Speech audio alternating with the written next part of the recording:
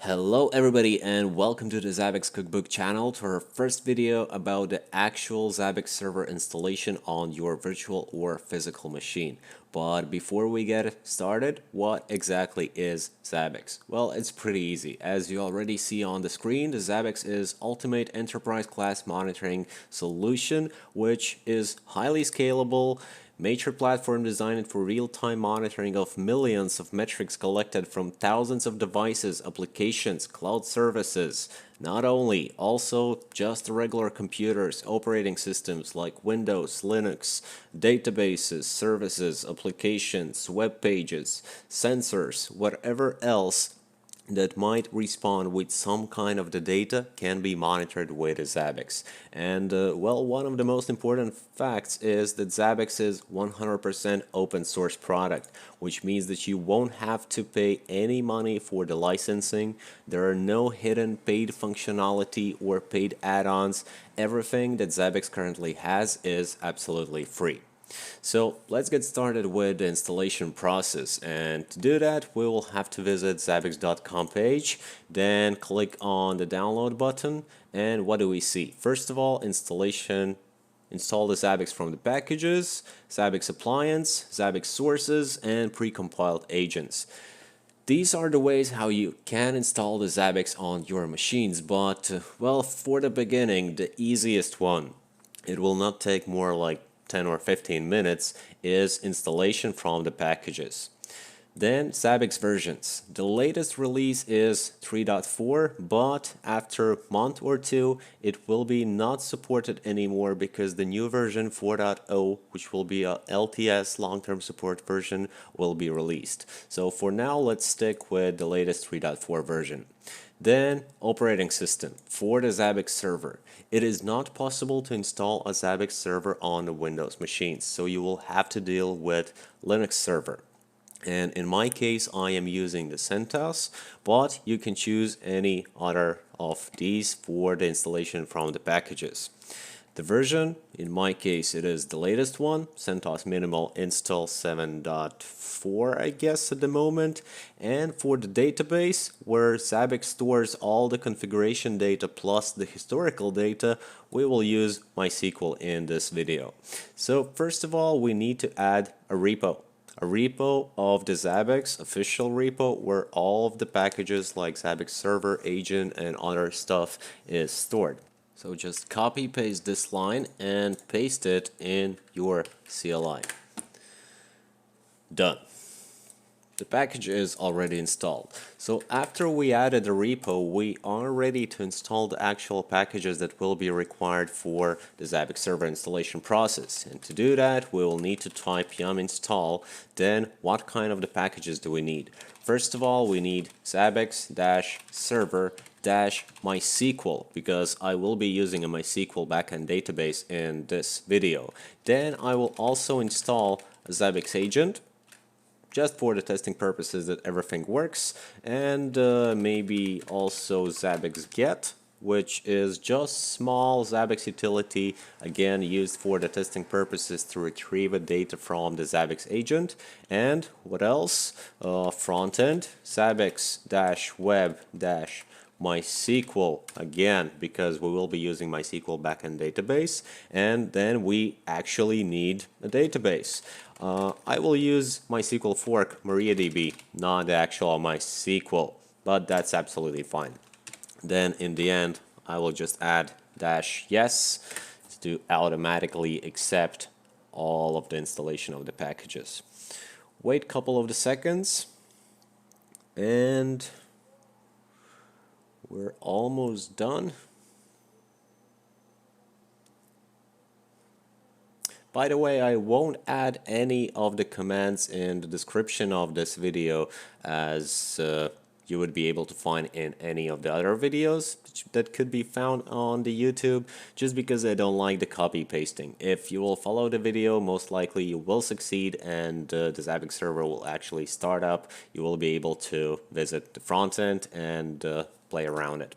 So everything is installed. I will clean the screen and let's continue. The first step, well, I usually did start a database. So we need to start MariaDB service. Systemctl start MariaDB. Click enter.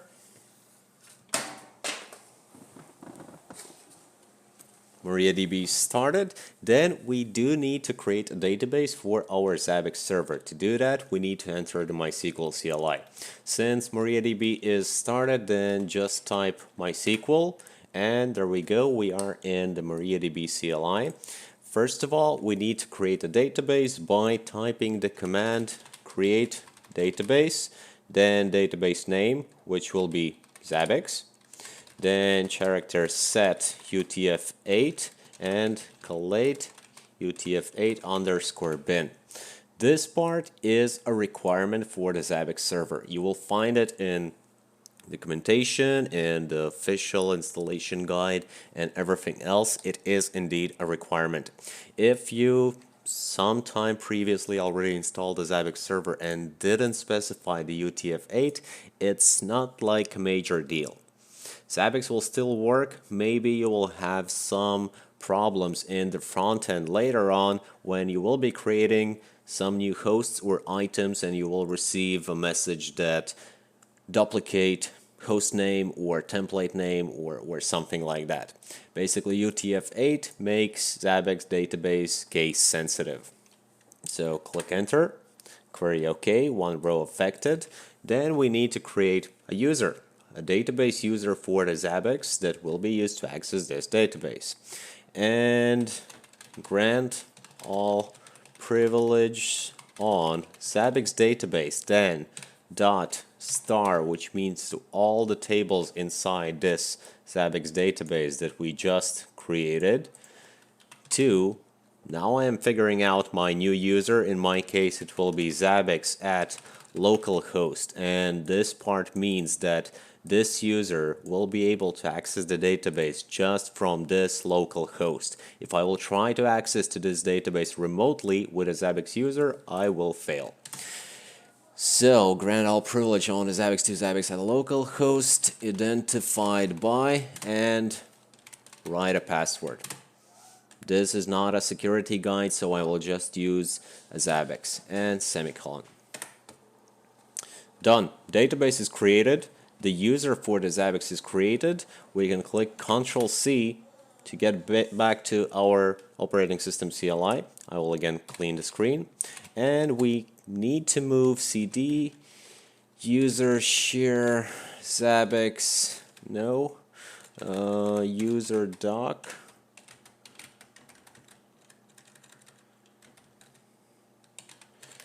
User share Zabbix. Where was it? User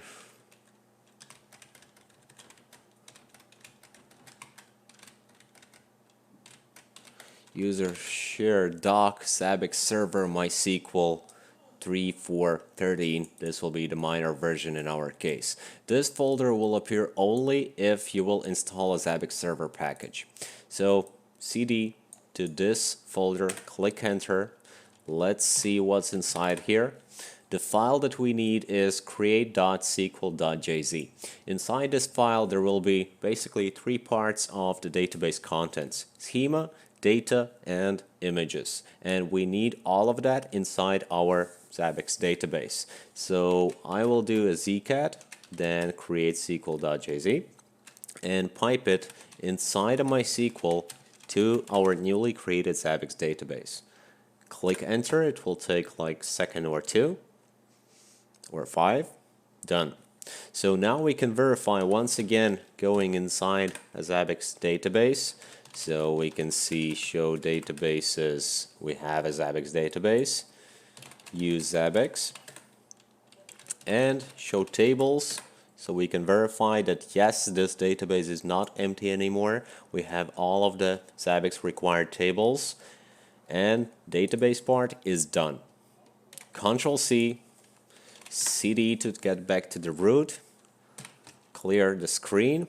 Let's edit the config file of the Zabbix because we need to specify the username, the database, and the password for our database user. The config file of the Zabbix always, when you're installing from the packages, is stored in etc Zabbix. All of the configuration files will be stored here. And we're looking for zabbix_server.conf. Edit the file, then look for DB name. DB name here is already Zabbix. Then scroll down, DB user Zabbix, also absolutely fine. DB password, there's nothing, so we need to add our value. Be careful here because one mistake when you're typing these parameters and your Zabbix server or agent or any other binary from the Zabbix will not be able to start. And this is also case sensitive. So if you would write it like this, it would not work. It must be exactly as it is shown in the default values. And DB password for us is Zabbix.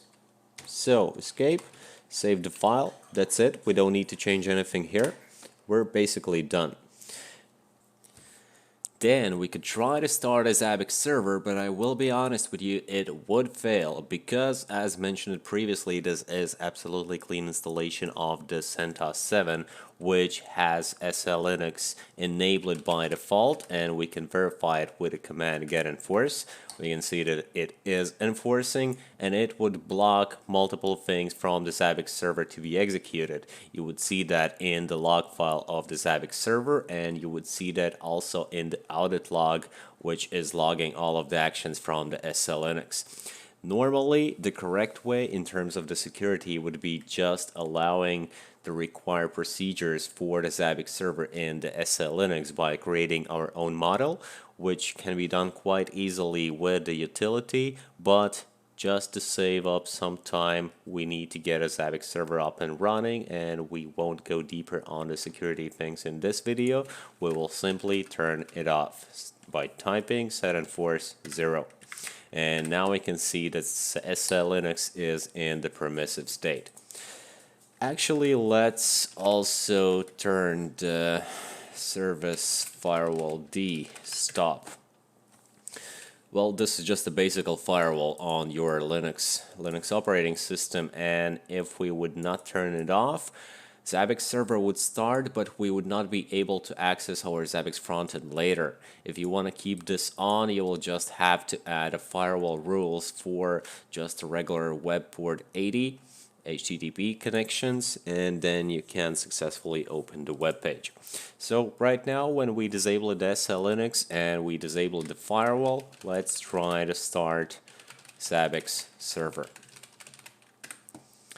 Quite an easy, but always verify that Zabbix server actually started by accessing the log file of the Zabbix server, which is located in var log Zabbix.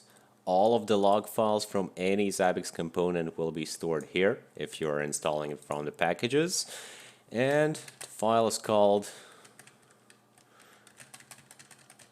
where's the log?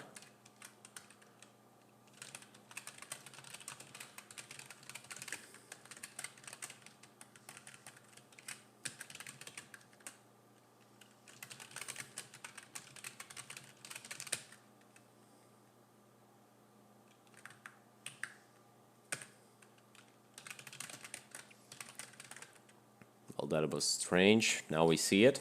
So once again, var log zabbix underscore server.log, and we can see that the service started successfully. All of the components, all of the internal processes are started, and basically our Zabbix server is up and running at the moment. Again, we can verify it with a ps grep on a Zabbix. We can see all our Zabbix server components. So at this moment we have a Zabbix database installed, configured with all of the tables. We have a Zabbix server, config file edited with the DB name, DB user, and the DB password, and a service is started. The last part for this video would be configuring the front end, the actual place, the web page where you will be doing all of the configuration in terms of the monitoring.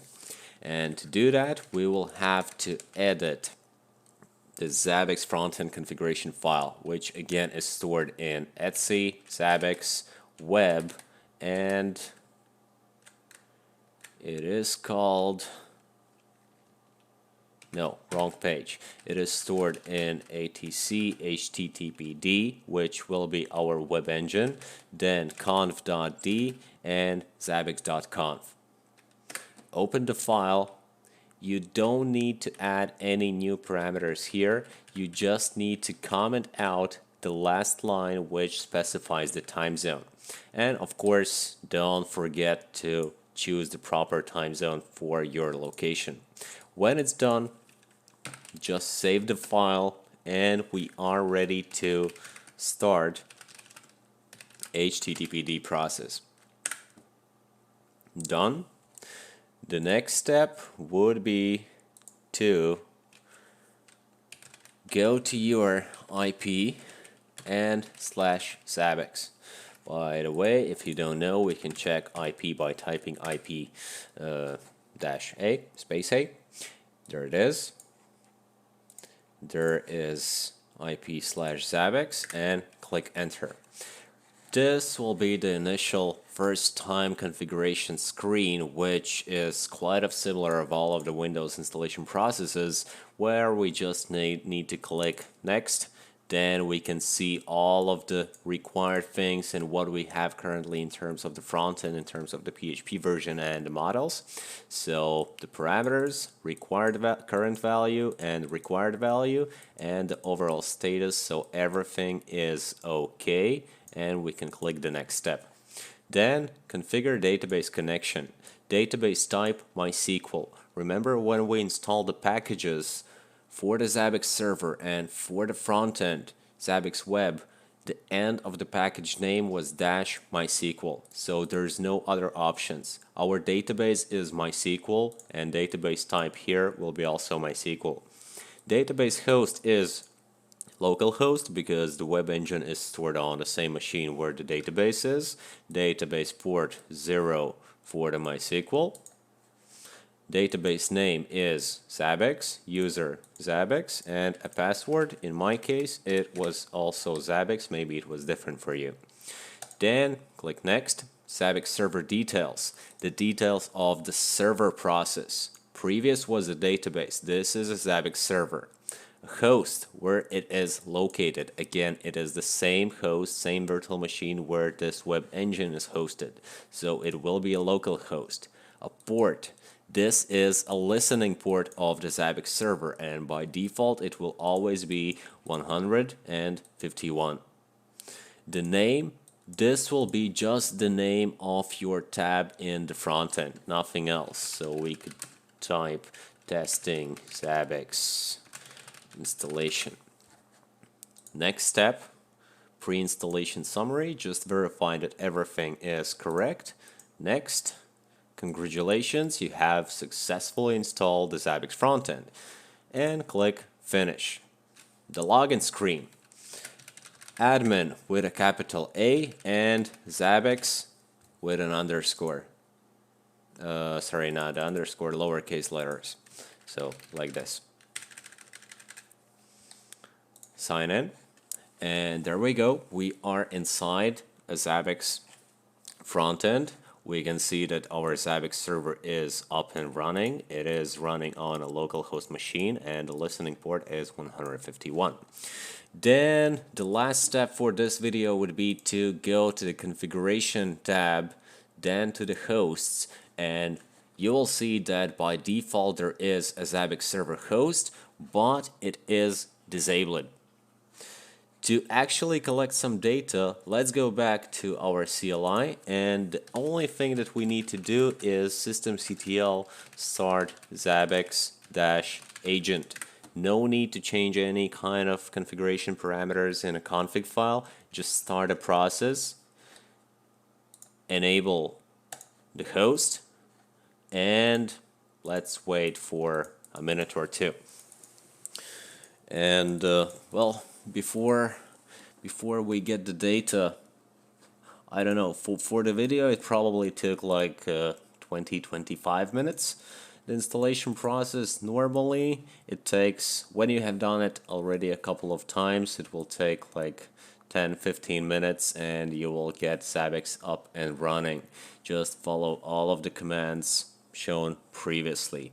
I didn't had any notes, I didn't use no documentation. Basically all of the commands just came from the memory. And well, currently at the moment we can see the availability of our Zabbix server host has turned green, which means that Zabbix server is successfully connected to the agent, which is on a local host, to the listening port of the agent, which is 150. For the Zabbix server it was 51, and started to collect the data. We can verify it in the monitoring tab, latest data, by starting to type Zabbix server, choose the server, and click apply. And you can see that we already are gathering a lot of the information about our existing virtual machine, such as what do we have? CPU idle time, user time, processor load, the host name, the memory, total memory available, percentage available, again some CPU information, how busy our internal processes of the Zabbix are. That's about it. You can always add some new items, add new hosts, add the triggers, receive notifications in your emails, visualize the data in the graphs, but well, that will be a topics for the next videos. Hope you liked it. Leave a comment, like, subscribe. You will have a lot of more videos. Don't be shy, ask any questions in the comments. Post suggestions for the next videos. I think first of all, we will cover installation of all of the components like the Zabbix proxy and the Zabbix Java gateway, and then probably we'll talk about the functionality and all of the tabs in the front end, and then we might go about some deeper things like probably internal processes of the Zabbix and maybe how to create some custom checks and collect the data from the services or applications that cannot be created by the Zabbix from the box. That does require some modification, writing custom keys, custom items to collect the data. Thank you once again and see you later.